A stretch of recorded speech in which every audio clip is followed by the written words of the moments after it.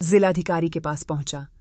फरियादी अलग अंदाज में सिद्धार्थनगर जिले के कलेक्ट्रेट परिसर में जिले के नौगढ़ तहसील क्षेत्र के बर्डपुर नंबर 12 के निवासी व शायर अनोखे अंदाज में अपने साथियों के साथ गांव की समस्या को लेकर पहुंचे, जहां की प्रमुख समस्या गांव की सड़कों व सरकारी जमीनों पर अतिक्रमण को लेकर रही, जिसको लेकर उन्होंने 4 पंक्तियां जिलाधिकारी को समर्पित की, जिसमें उन्होंने लिखा, चलकर सबक सिखा दो साहब, अतिक्रमण हटवा दो साहब, वर्षों से हम जूझ रहे हैं, हमको न्याय दिला दो साहब, पूरे जिले के आप मजिस्ट्रेट बिगड़े काम बना दो साहब।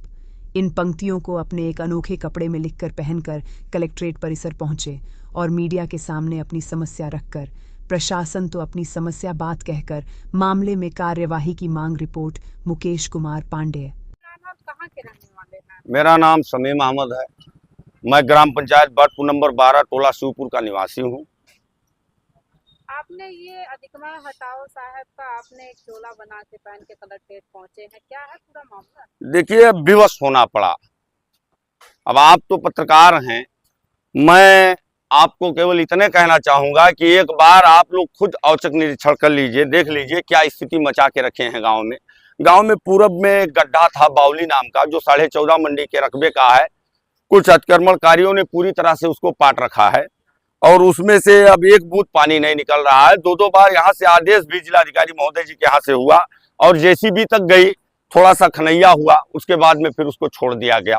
और उससे भयावह स्थिति गांव में पश्चिम में एक बड़ा गड्ढा है, उसका रकबा लगभग 4.25 बीघे के करीब है, उसको भी बुरी तरह से पाट लिया गया है, बहुत थोड़ा सा बचा हुआ है।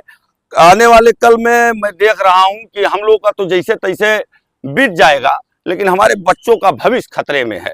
इसलिए मजबूर होकर के मैंने ये जो है आवाज उठाने का काम किया है। और साथ ही साथ आपको और अवगत कराता चलूं मैं कि मेरे गांव में नवीन प्रति की जमीन बंजर, यहाँ तक कि देवस्थान तक पर अब अतिक्रमण कर लिया गया है और कुछ जमीनों को मतलब जो है एक दूसरे से मिल करके, जो कि जमीनें सरकारी हैं, उसको बेच लिया गया है। नालियों में जो है साग सब्जियां लगाई गई हैं, सरकार नाली बनवाती है पानी निकलने के लिए, उसको पाट करके उसमें साग सब्जियां, घर का झांप जो होता है गांव में बोलते हैं, वो भी बढ़ा के लगाया गया है। और मतलब इस तरह की तमाम ऐसी मतलब स्थिति बनी गांव में कि मैं विवश हो गया। वरना मैं एक कभी एक शायर आदमी हूँ, मुझे क्या जरूरत थी जो है ये सब करने की। आप जिम्मेदार किसको हैं? मैं मानता हूँ हकीकत में अगर मैं चोर को चोर बोलूंगा तो आप लोग बोलोगे कि गलत बोल रहे हैं आप। मैं इसमें प्रशासन के कुछ अधिकारियों को गलत मानता हूँ। अगर वो लोग त्वरित एक्शन लिए होते, तत्काल कार्यवाही किए होते, तो आज मेरे गांव की ये स्थिति नहीं होती। जबकि विगत दिनों में गांव के कुछ लोग जो है औरतें और बच्चे बूढ़े सब जो है जा करके एप्लीकेशन दिए, जांच टीम गई, गठन हुआ, 5 लोगों की टीम का गठन हुआ कि खनैया होगा और जितने भी अतिक्रमणकारी हैं पूरे गांव में जहां जहां भी गड्ढा अतिक्रमण हुआ है सबको क्लियर कराया जाएगा। लेकिन अब हो सकता है भाई इस पे अच्छे बिक जाते हैं, हो सकता है कुछ ऐसा स्थिति बना हो। मैं तो था नहीं, मैं कभी आदमी हूँ, बाहर रहता था, लेकिन जब आया मैं तो मैंने देखा ये स्थिति है मेरे गाँव की। मैं चीख उठा और मैं अपने जिलाधिकारी महोदय से न्याय पाने के लिए यहाँ आ गया।